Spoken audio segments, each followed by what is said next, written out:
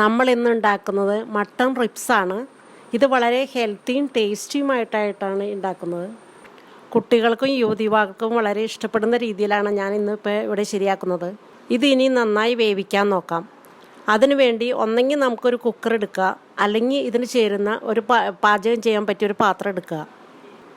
ഇതിനാവശ്യമായ ഉപ്പ്, മഞ്ഞൾപ്പൊടി, മുളക് പൊടി, കുരുമുളക് പൊടി, മസാലപ്പൊടി, ജിഞ്ചർ ഗാർലിക് പേസ്റ്റ്, വിനീഗർ, വേപ്പില, 2 ലിറ്റർ വെള്ളവും ഒഴിച്ച് ഇത് മീഡിയം ഫ്ലെയിമിൽ വെള്ളം വറ്റിച്ചെടുക്കണം.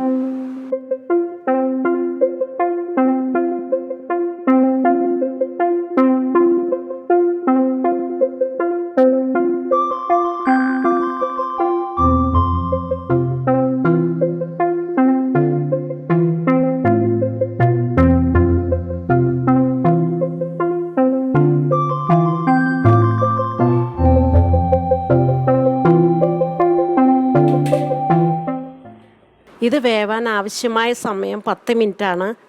ഇപ്പോൾ കുക്കറിലാണെങ്കിൽ നമുക്ക് 1/2 ഗ്ലാസ് വെള്ളം ഒഴിച്ച് 3 വിസിലടിക്കണ വരെ ശരിക്കും ഒന്ന് വേവിച്ചെടുക്കണം.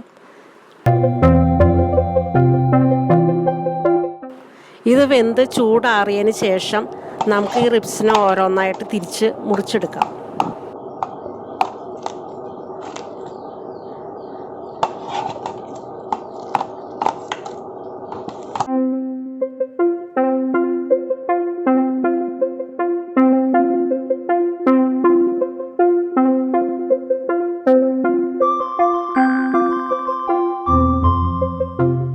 ഞാനിപ്പോൾ റിബ്സ് എടുക്കാൻ കാരണം മട്ടൻ്റെ റിബ്സിലാണ് ഏറ്റവും ടേസ്റ്റിയും ഹെൽത്തി ആയിട്ടുള്ള ഇറച്ചിയുള്ളത്. ഞാനിപ്പോൾ ഇതിനു വേണ്ടി ചെയ്യാൻ പോകുന്ന തവ ഫ്രൈ ആണ്. നമ്മൾ ഈ മുറിച്ചെടുത്ത റിബ്സ് നമ്മുടെ പാത്രത്തിൽ കുറച്ച് ഗ്രേവി ഉണ്ട്. ആ ഗ്രേവിയിലൊന്ന് ഡിപ്പ് ചെയ്ത് പൊതിഞ്ഞതിന് ശേഷമേ നമ്മൾ തവ ഫ്രൈയിൽ വെക്കാൻ പാടുള്ളൂ. തവ ഇനിയിപ്പോൾ നമുക്ക് ഗ്യാസിൻ്റെ മുകളിൽ വെച്ച് വേണമെങ്കിൽ ചെയ്യാം.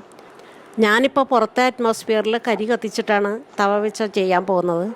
ഞാനിപ്പോൾ ഈ തവ കരിയുടെ മീതെ വെച്ചേക്കാണ്. ഈ തവ ചൂടായി കഴിയുമ്പോൾ ലേശം ബട്ടർ നമുക്ക് തൂത്ത് കൊടുക്കാം.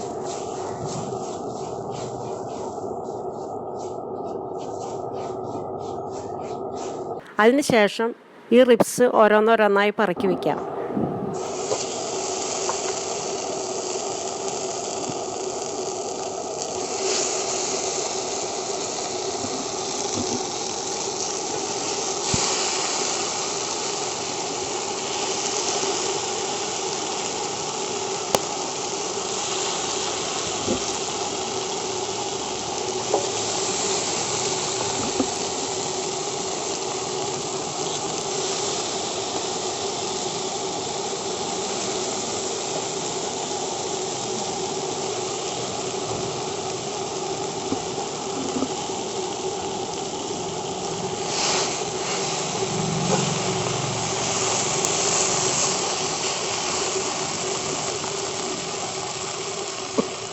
ഒരു മിനിറ്റ് കഴിയുമ്പോൾ നമുക്കിത് ഈ റിബ്സ് ഒന്ന് മറച്ച് വെച്ചുകൊണ്ടിരിക്കാം.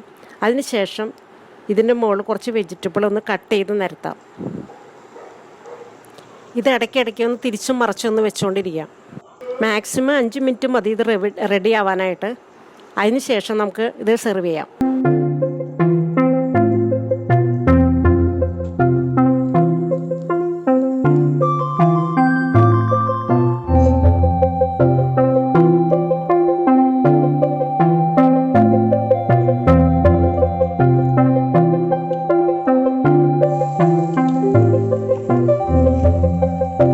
ഞാൻ ഇതുവരെ ചെയ്തതിൽ മട്ടനിലെ ഏറ്റവും ഇഷ്ടപ്പെട്ട ഡിഷ് എനിക്കിതാണ്.